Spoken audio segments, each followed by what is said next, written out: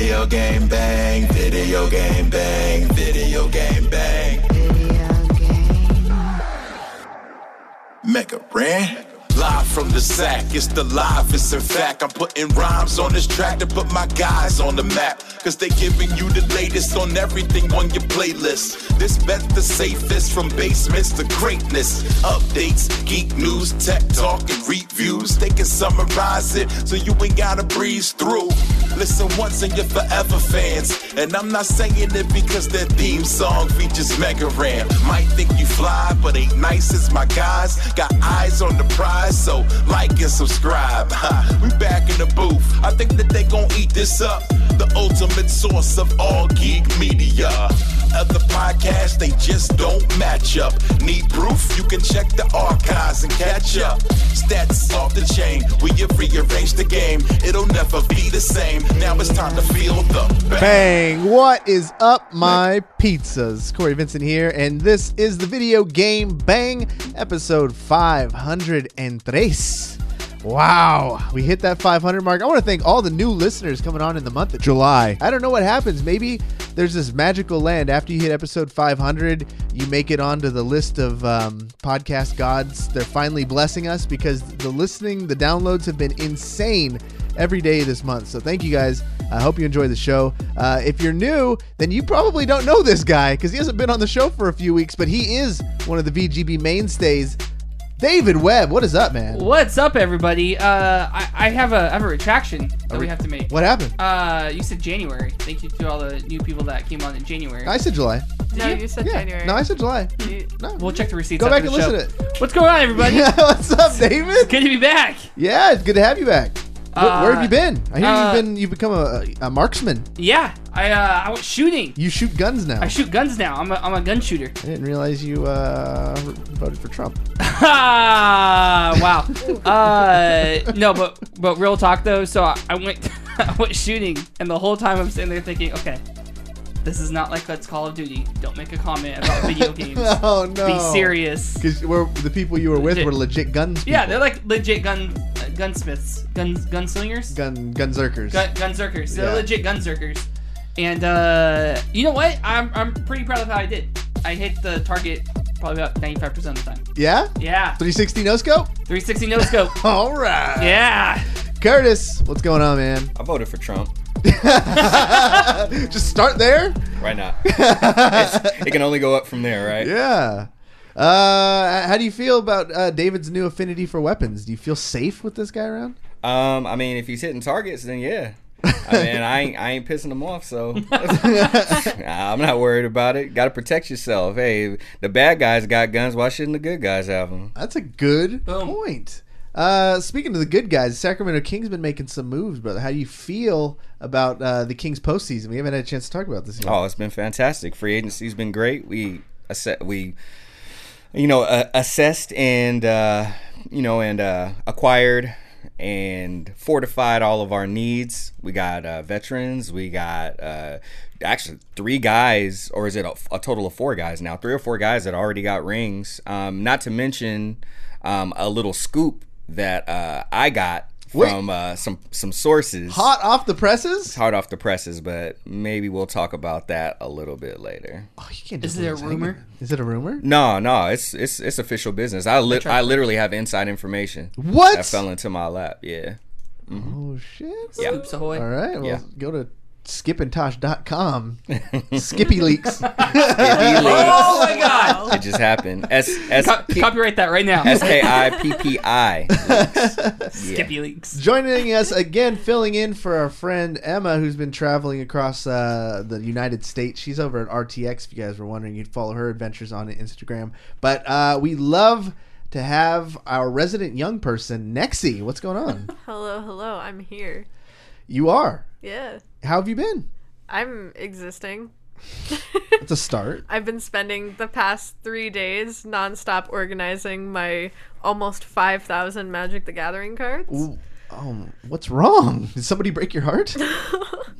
I don't like to talk about personal stuff here. So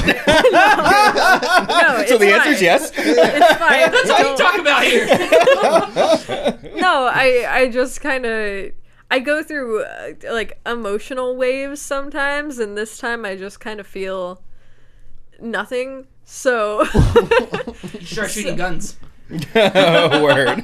That's what the wife in American Beauty did, and that changed everything for her. You know what? I was on an escalator the other day, and I kept I shocked myself, and it was a good shock where it's like, holy shit, you felt that one, and I did it again, pop, and I did it again, pop, and it's like I'm going ow every time because it fucking hurts. And Elizabeth was like, "Why are you doing that?" I was like, "That's a good point. I guess I just wanted to feel something." You feel alive. Yeah. Dude, the same thing happened to me. I was holding my AirPods in my hand, and I went to shut my car door. That was the biggest shock I felt. And I honestly thought I may have shorted out my AirPods or something. I felt it in my elbow. oh no. Well, we can get into some video game news while we're at it. We'll do a little follow-up story.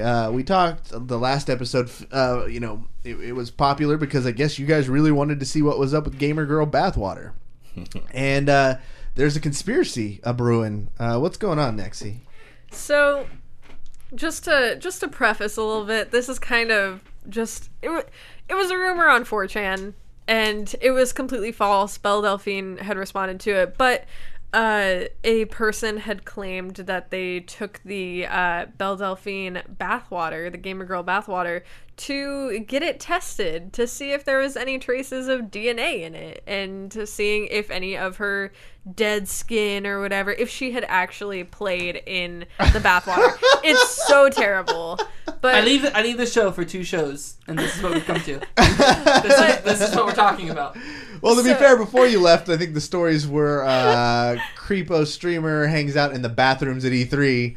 There's a lot of That's fair. That's weird fair. news. And then now, We've been on a downturn for a while. Okay. gaming media has really gone down the hole. Gone to hell. The thing is with this, everyone's like, oh my gosh, Belle Delphine can now be like sued for false advertising, like claiming that she had actually played in this bathwater and she's selling us like a false product, blah blah blah. Well, that post was actually made literally the day after she started shipping out the Gamer Girl bathwater, and she made a statement about it saying that to the US, it would take at least 3 days for anybody to have acquired the bathwater, and the UK or outside of the US would have taken much longer, so nobody could have actually had access to it. So let me get this straight. Not only are we living in a world where we have streamers selling their bathwater, but we're living in a world where people are bootlegging streamer bathwater. Yeah, or at the very least, like, just trying to ruin this person's life or career by saying I received it and it's a hoax. Yeah, more so it's what Cory's saying, because everyone's just like, you can now like sue her. She is gonna have all these lawsuits on her hands, and it's like, well, she makes around $100K per month. I don't necessarily think that she's worried about that, even if that were the case. Yeah. So. Wow. All right. Fortunately, I think we have some real news. So let's play one of our famous theme songs. You're saying Gamer Girl bathwater is Yeah. Yes, we are.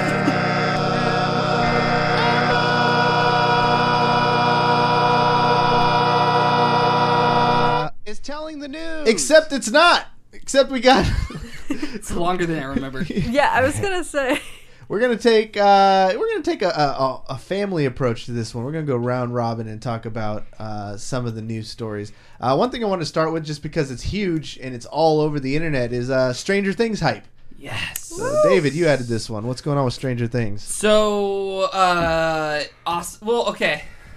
I don't do any spoilers because apparently people in this room have not finished season 3. And you haven't even began. I don't give a damn. You can say whatever you want.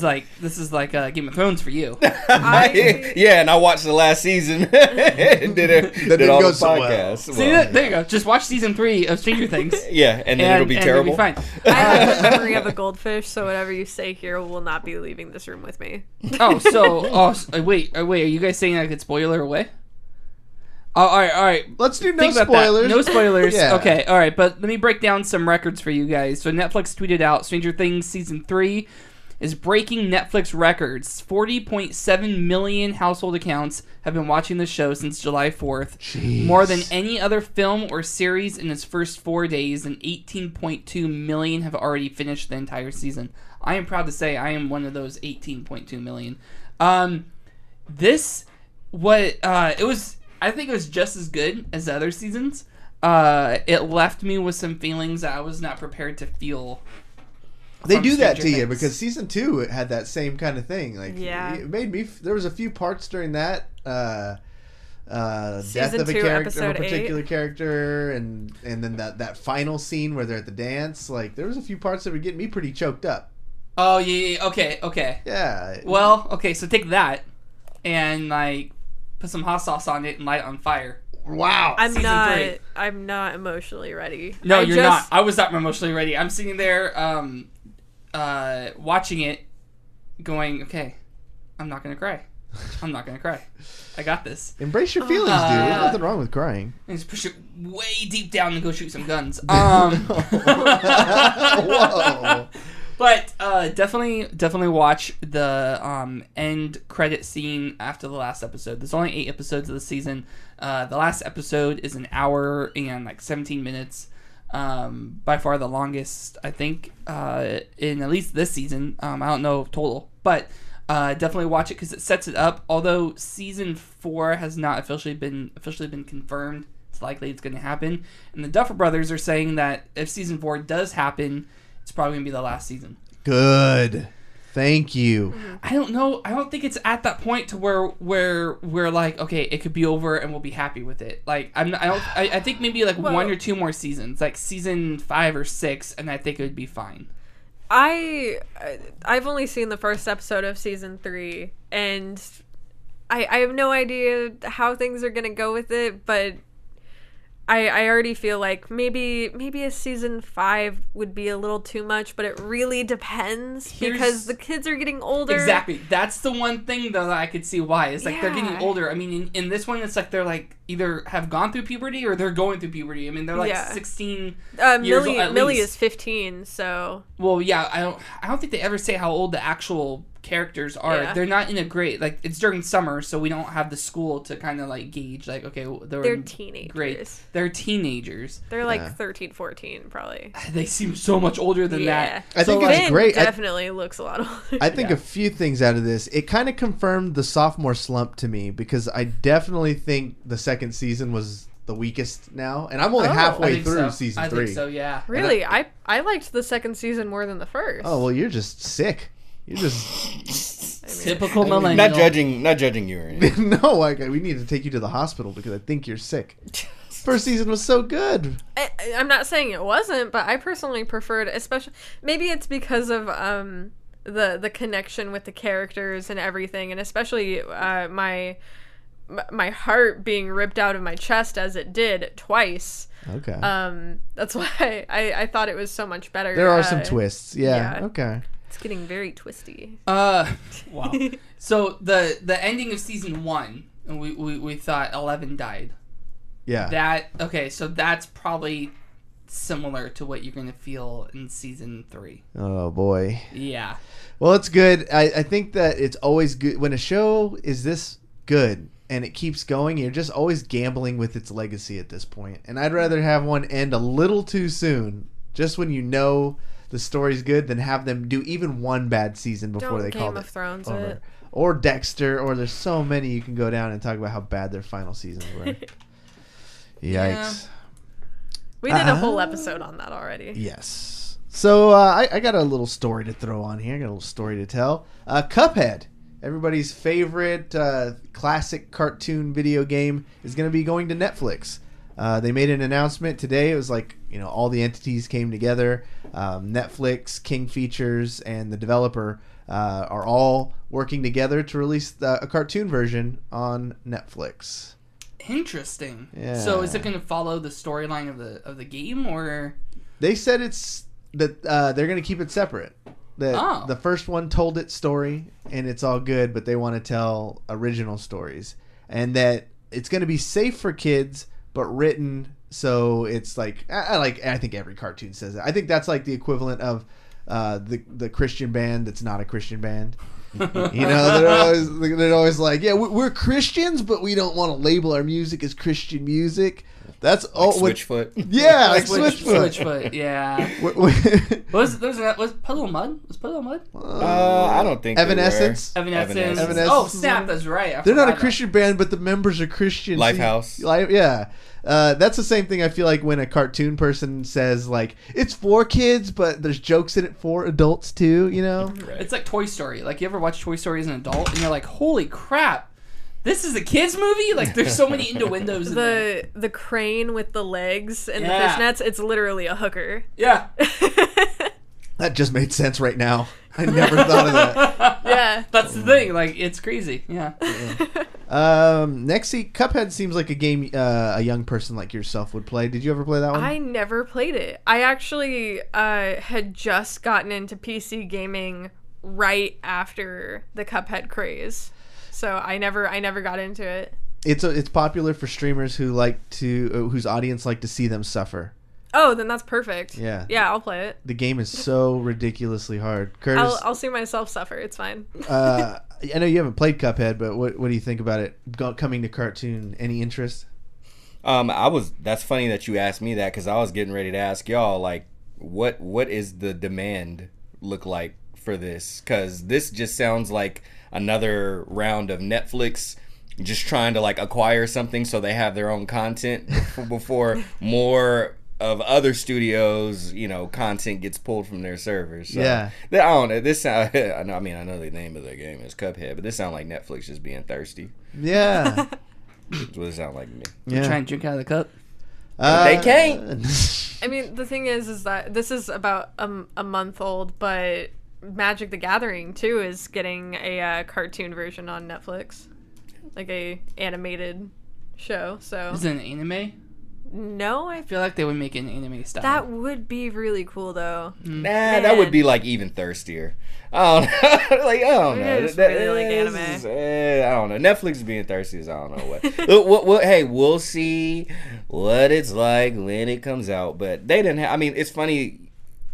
Props to Netflix for creating the platform that they have and whatnot, and and in some ways, I don't want to say that they were the birth of it, but House of Cards coming through, making incredible content, pushing other avenues and networks to make better content and whatever. But we forget like how many duds they have. They have done this thing so many times with so many other properties, and those shows have been utter rubbish. Yeah. They do seem to take the approach of like just grab a handful of ideas, throw it out there, see what sticks. Yeah. And then, they don't even see what sticks. They just throw it out there and throw a few mil behind it. I mean, like see who watches it. You know what I mean? You know what? Instead of this, I'd rather them make season 2 of Lost in Space. That was a really good show. I liked. Word. I did not see that show. I think maybe this could be a future web talk, but it'd be interesting to talk about these Netflix adaptations because we're getting Witcher now. Mm-hmm. This is actually the second one to be announced. And then the Resident Evil too. Remember Resident Evil's getting a reboot, soft reboot series thing.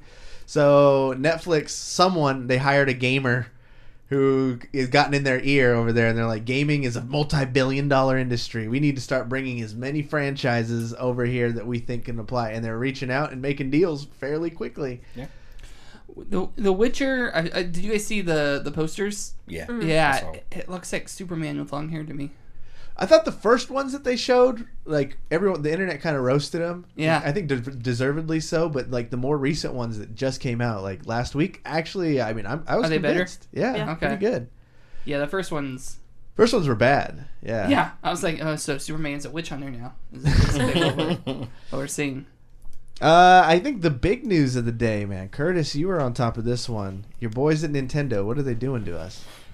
Lightning our load. Oh! Ba-doom.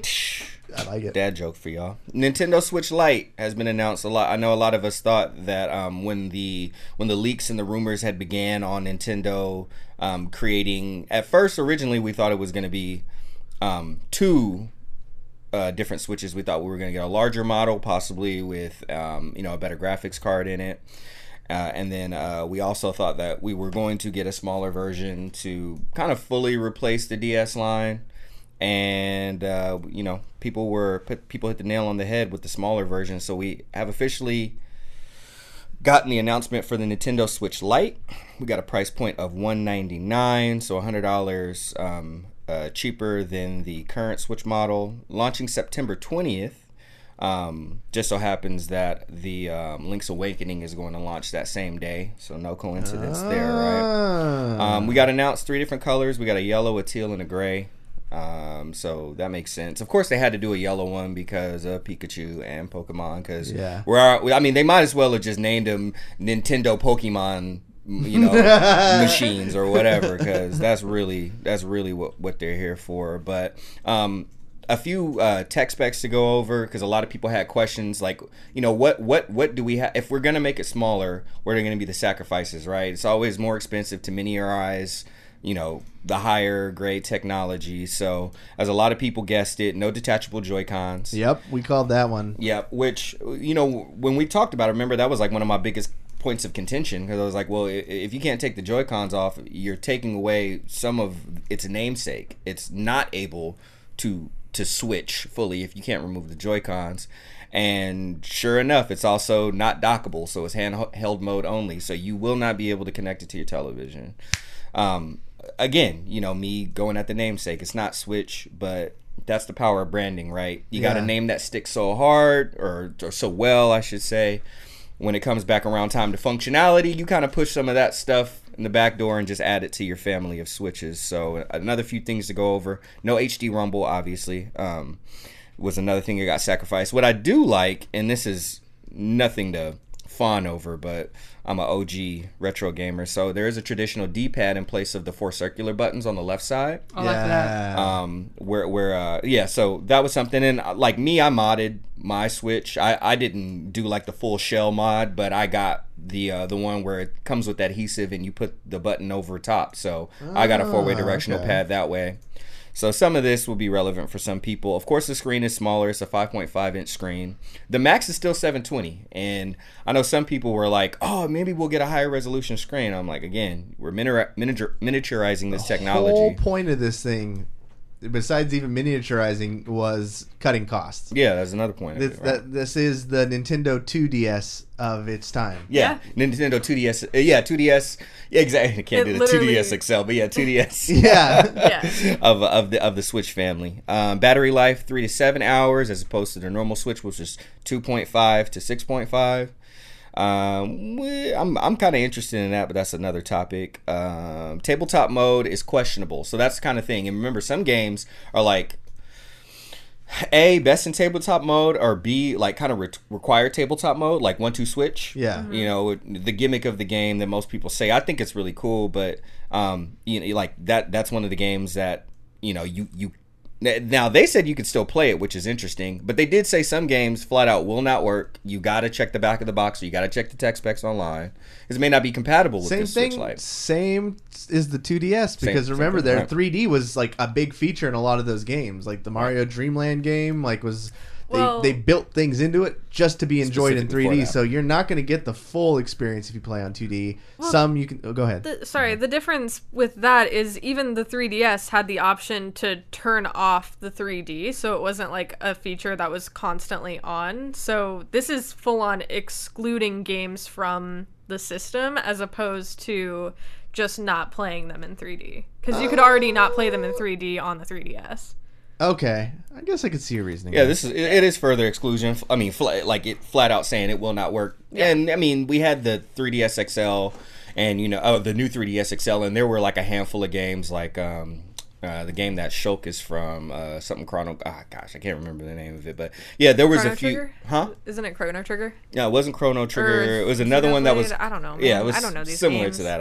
I forget the exact name of the game, but there were a handful that was like you had to have the new 3DS XL in order to be able to play it or whatever. Xenoblade Chronicles. Xenoblade. Thank you. And outside of that, one other thing is other games will require normal Joy-Cons. So going back to the whole questionable tabletop thing, if you do want to play 1-2 switch, which they say you can, you have to get a separate pair of Joy-Cons if you don't already have a Switch. And Joy-Cons in them, like a pair of Joy-Cons, $80. So you're $20 away from a Yeah. from a full version. Might as well. So they're Even giving you the option, but you Yeah. just have to pay the cost that they cut for you to own the damn thing Yeah. to begin with. Yeah. That's why I was okay with this whole announcement, because some people got upset, but I'm all for lowering that barrier of entry for people who want to enjoy the game or have small children who don't need the power of the full Switch.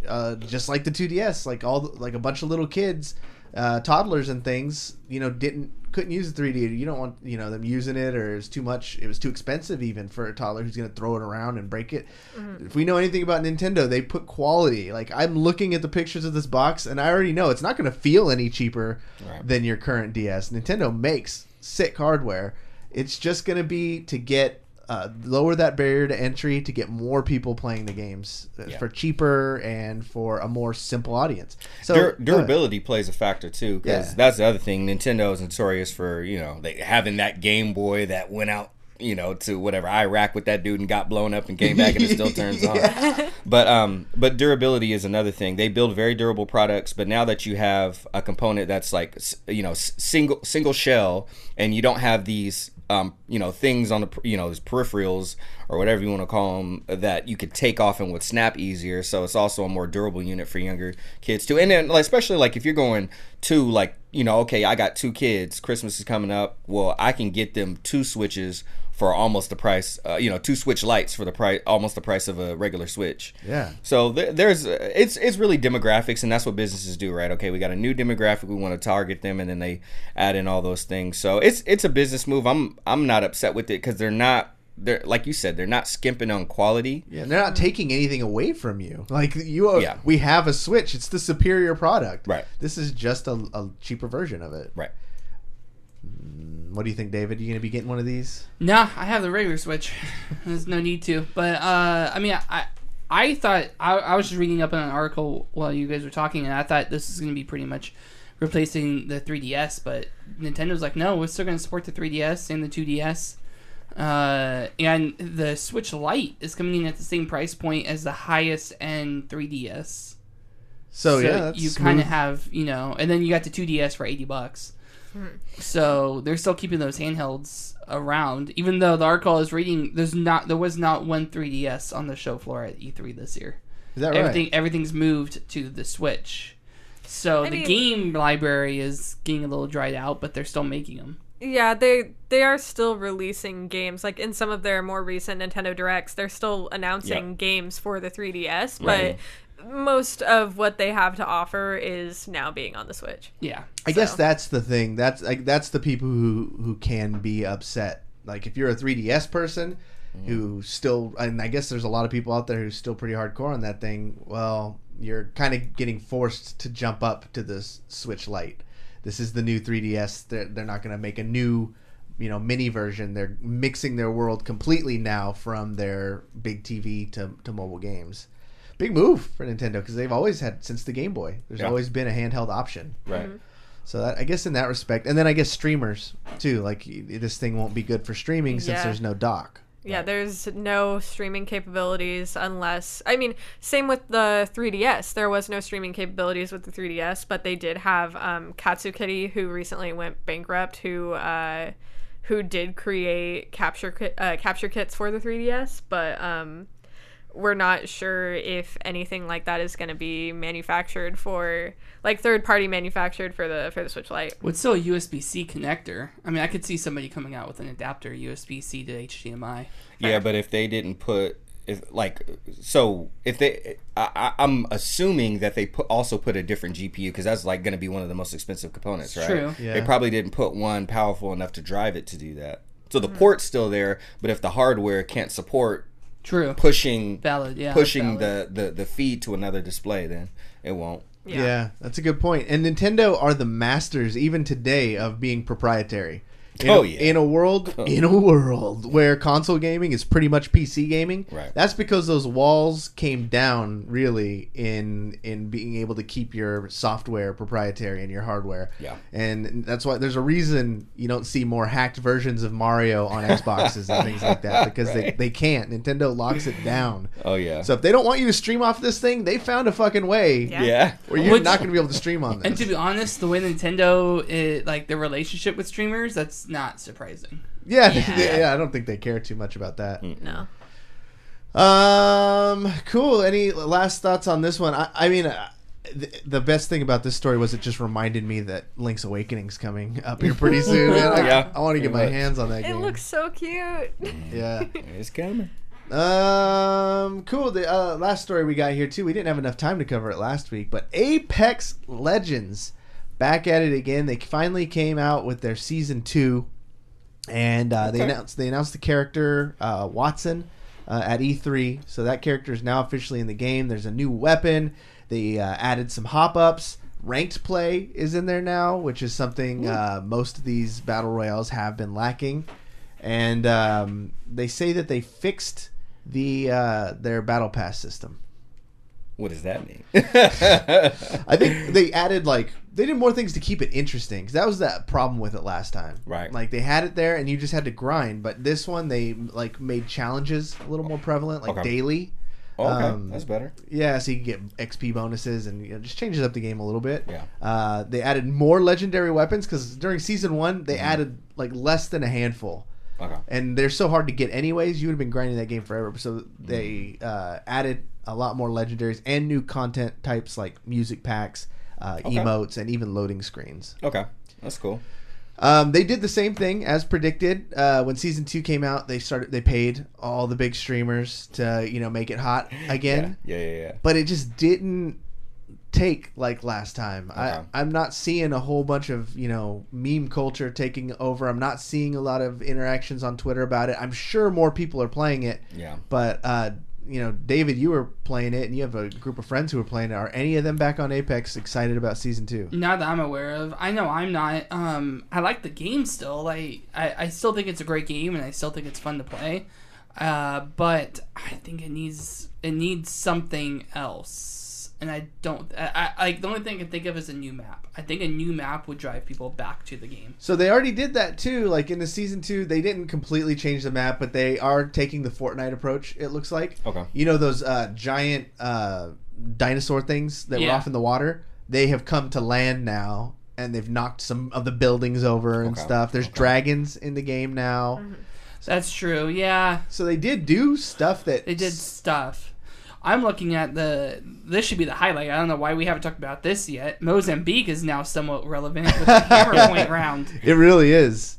They got the hammer tech. Yeah, they did. And at my first game, I got a Mozambique. Didn't even realize I had that equip on there. And some dude comes around the corner, blasted him in the chest, and he died. And I was like, what? Mozambique? Yeah. I had 3 knocks in that match with a Mozambique. That's more knocks than I had the entirety of the first season of this damn game. Dang.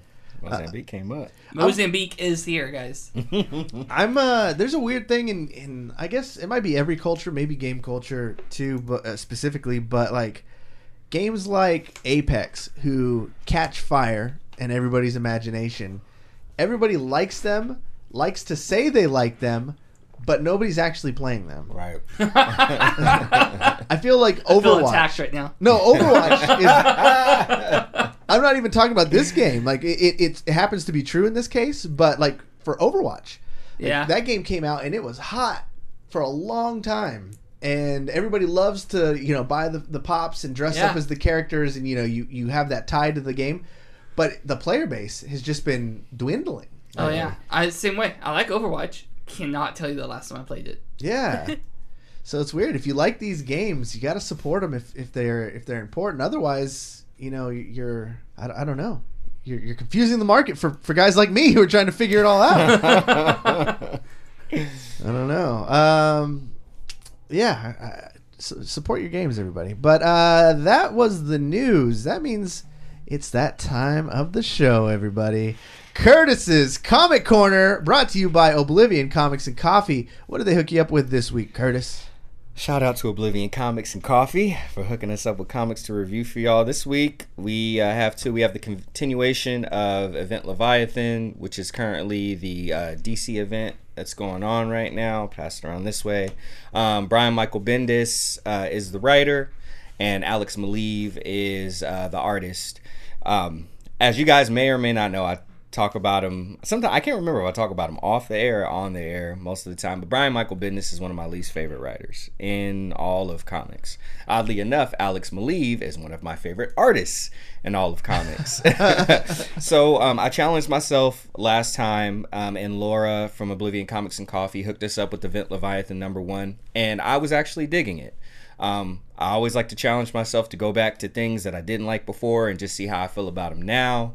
It has the writer gotten better? Have my taste buds changed? And I was digging it.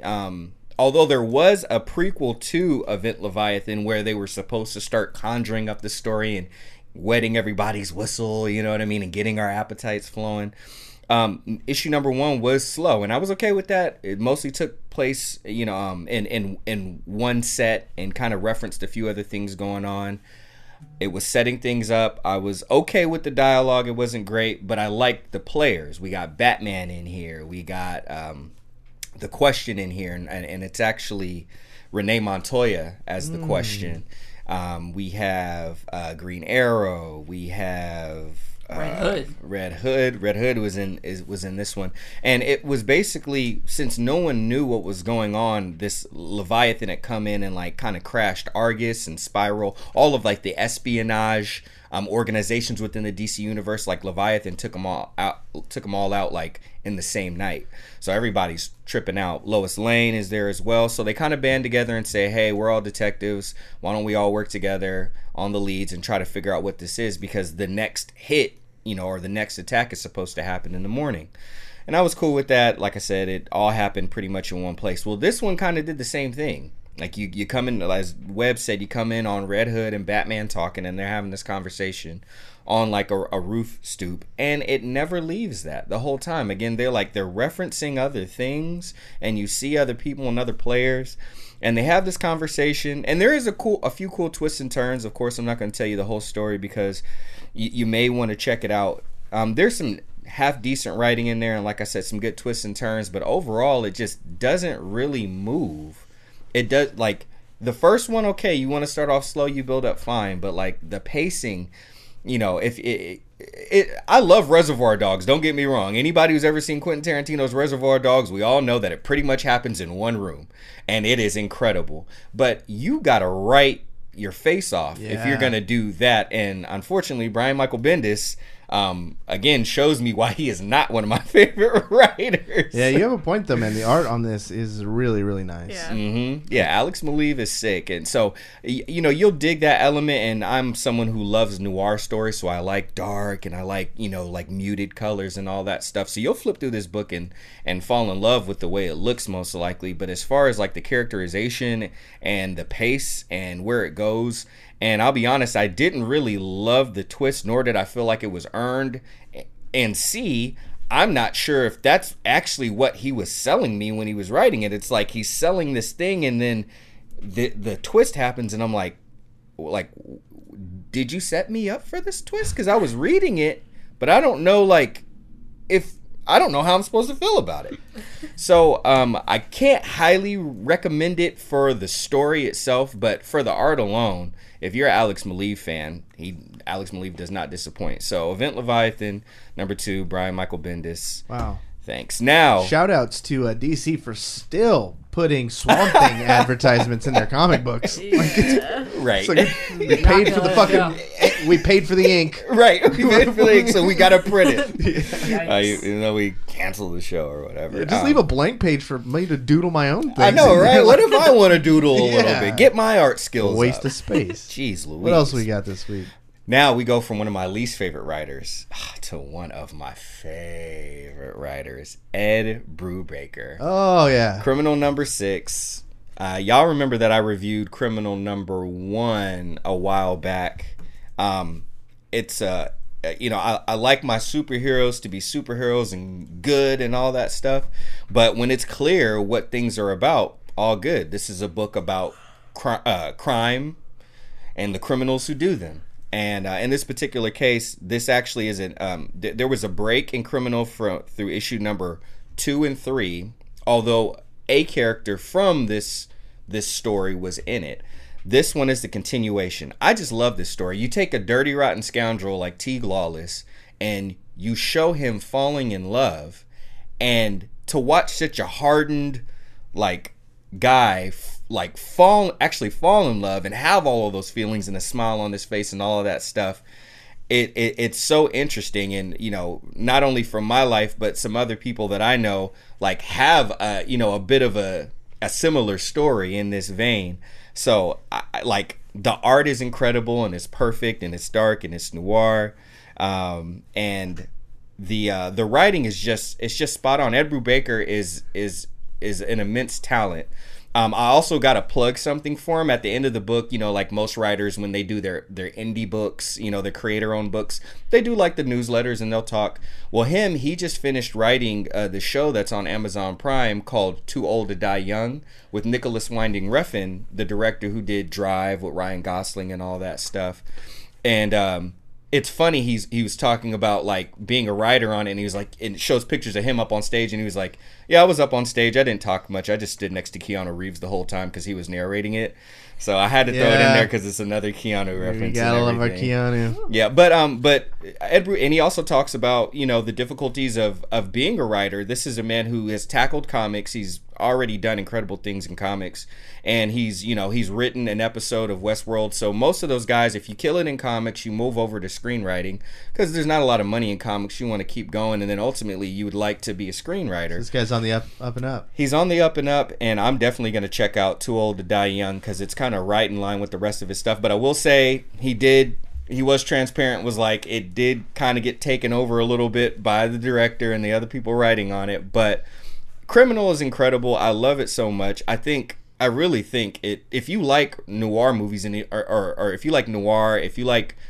crime, if you like, you know, more realistic kind of world things, this is the perfect book for you. The writing is incredible, and how he ties everything together and has each issue be from a viewpoint of a different character and still make it so cohesive. Yeah. It's masterwork. So again, thanks to Oblivion Comics and Coffee for providing us with dope books to review for y'all. And if you weren't there for the Disney trivia night that we just had this past Monday, yeah, buddy, we had a great show out. Corey, how many teams do we have there? I don't know. It's always a good question where you need to go outside to grab all the chairs to bring them inside. Right. Like that's always our goal when we do those events, and we hit it last this week. And thank you to everybody from Sacramento who decided to show up, hang out, and talk Disney. Yes. So that we had a team win. They were the Nobel Prize winners, and they ended up getting IMAX tickets, $20 to spend in Oblivion Comics and Coffee. Shout out to second place, though. He's in chat right now. Jason Gist, our boy Capital Fight District, who's hosting everything going on at the Cal State Fair, the Esports room. He brought his family out, put up a valiant effort, and ended up getting second place. Walking home with them. So thanks for them for coming out. And if you enjoy the show and live in Northern California, want to hang out with the crew, just come out to Oblivion Comics and Coffee the first Monday of the week. I think August 12th is our next one. Yes, August 12th. Yep. We want to see you guys out there. And big shout out to Nexus's mom. Nexy, you have the best parents of all time. Like I see them, they drop her off, because for whatever reason Nexus doesn't drive. So her parents drop her off, and I go out there, and they give me a big old wave and thumbs up, and I give them a big old wave and thumbs up. They're great people. So thank you so much for that $20 donation, helping keep the lights on. That's our show, though, everybody. Thank you so much for hanging out. Nexy, because your mom, just tipped us, you can go ahead and just run the rest of the show. Do you want to plug anything? She bought you the last 5 minutes. Go for it. Go wild. The only thing I want to plug is my phone in because it's dying.